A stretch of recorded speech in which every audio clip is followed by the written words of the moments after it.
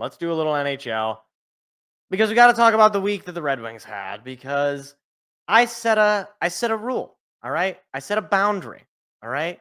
It's good to set boundaries in your life, guys. And I said this week, all right, the Red Wings, they got a tough stretch here, but if they can get 4 points off of this week, they were just coming off of a win in overtime against the Ducks. They can get 4 points out of this Wild and then back to back against the Jackets. I said, okay, you get 4 points, we're good. All right, I can roll with it. Unfortunately, that did not happen. So it started, and I was like, oh, they get a win on the road against the Wild, a little little revenge against a team that you should have beaten at home. Okay, all right, good way to start. Then you got Thursday night, you're back at home. You've at that point you've won 2 straight, trying to make it 3, and you get murdered by the Blue Jackets. I'm like, all right, okay, I'm gonna throw up my hands. I'm gonna say, you know what, it's fine, it's fine. After a while, you're gonna have a little egg in your face. All right, I get it, I get it. But then the Stadium Series game happened. And look, obviously the result speaks for itself. You lose the game 5-3.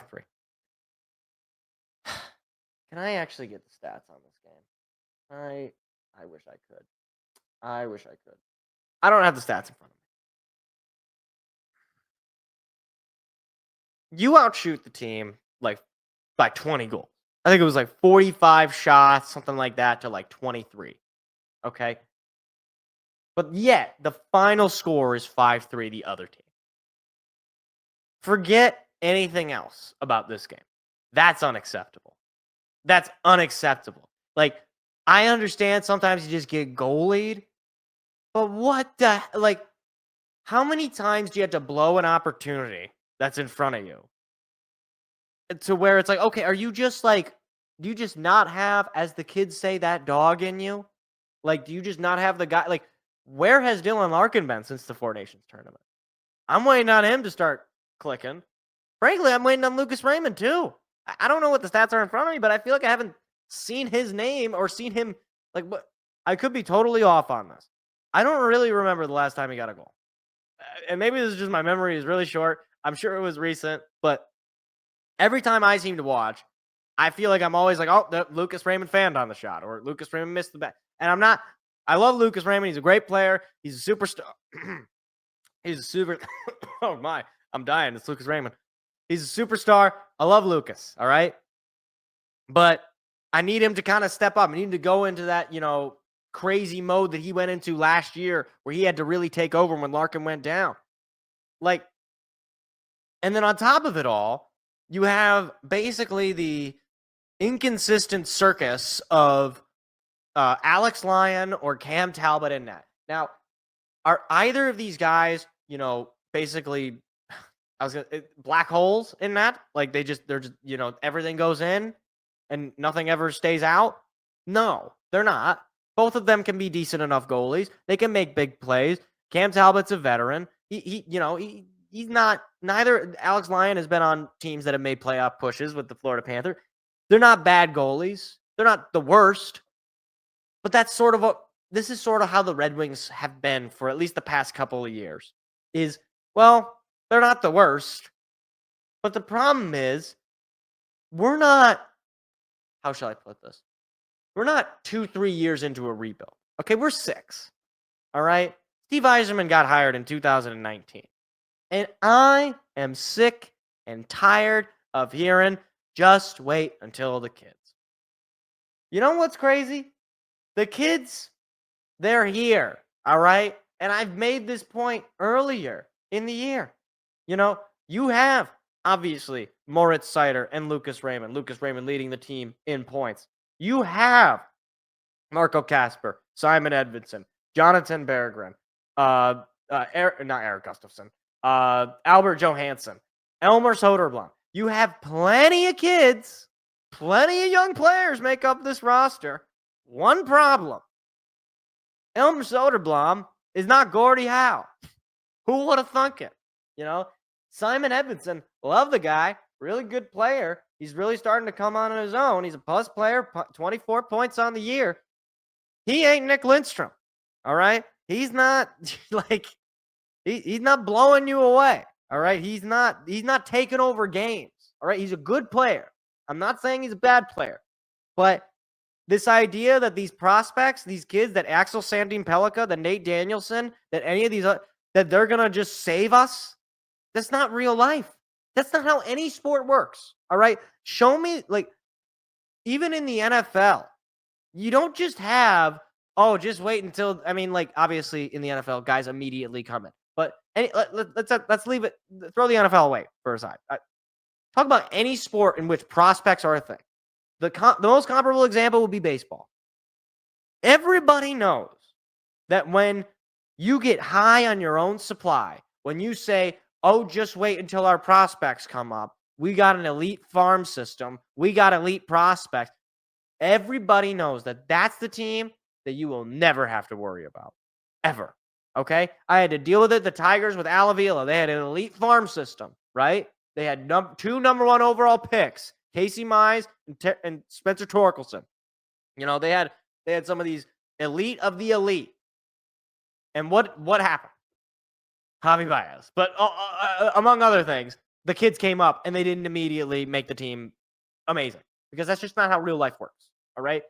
You draft some of these guys in the first round or in the second round or in the third round. You know what's going to happen when they get to the NHL? You're going to figure out who they were. That's what's going to happen. You're going, when did they draft that guy that what's his name? I don't even know where he went because nobody knows who they are. You know who they are. Okay, let me give you an example. All right. Take a guy like Amadeus Lombardi. Okay. I know who Amadeus Lombardi is. You might even know who Amadeus Lombardi is.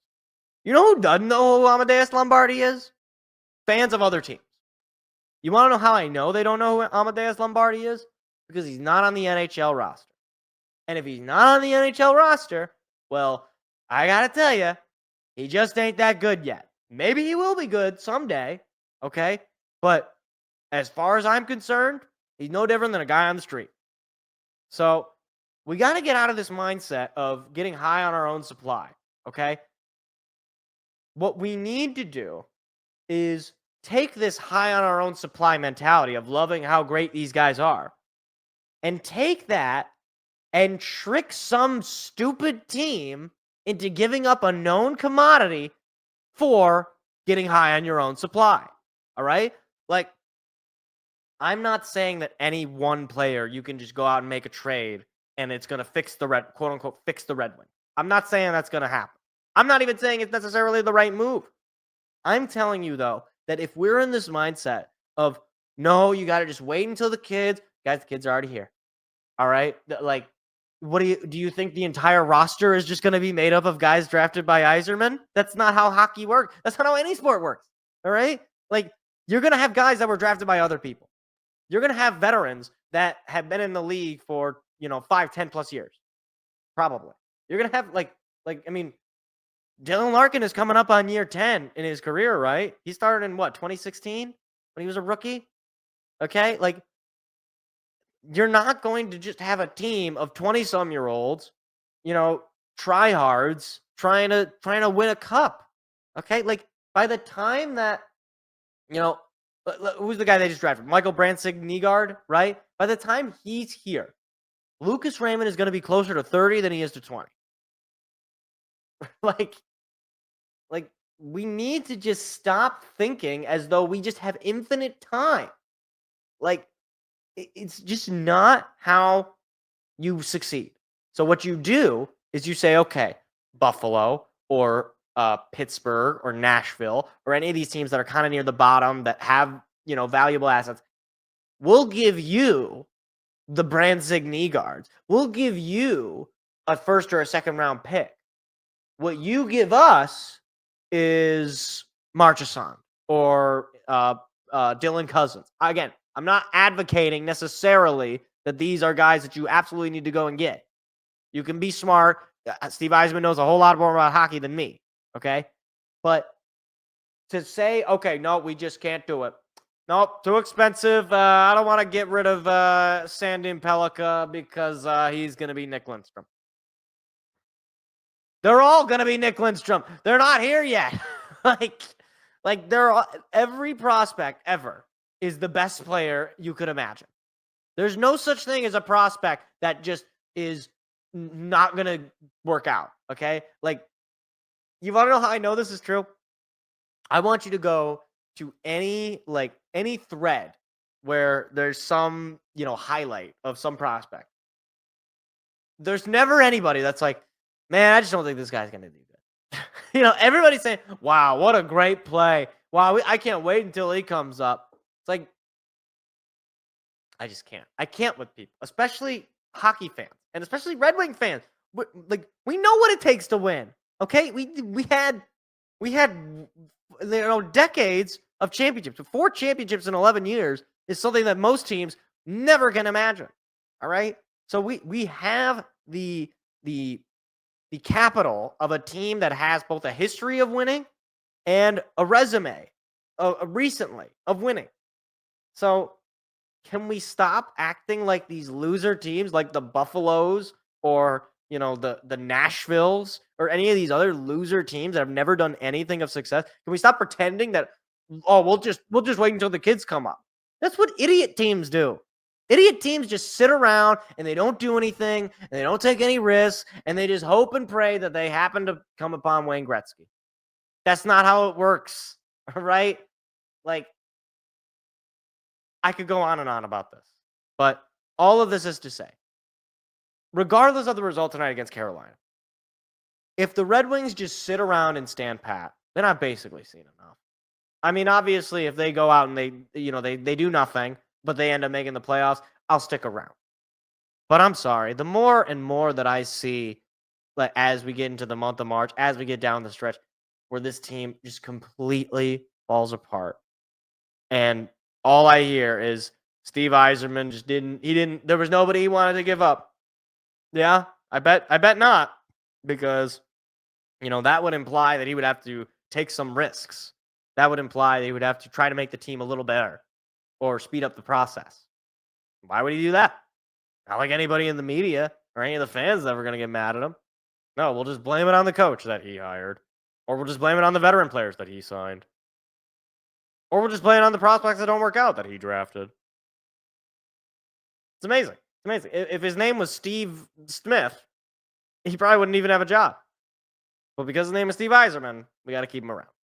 Well, let me tell you, he's not playing on the ice. I'll tell you, if he was playing, maybe this team would be in the playoffs. Hi, it's me again. If you enjoyed what you just saw, hit the like and subscribe button. We do live shows every Tuesday at 7 p.m. Eastern. Hope to see you there.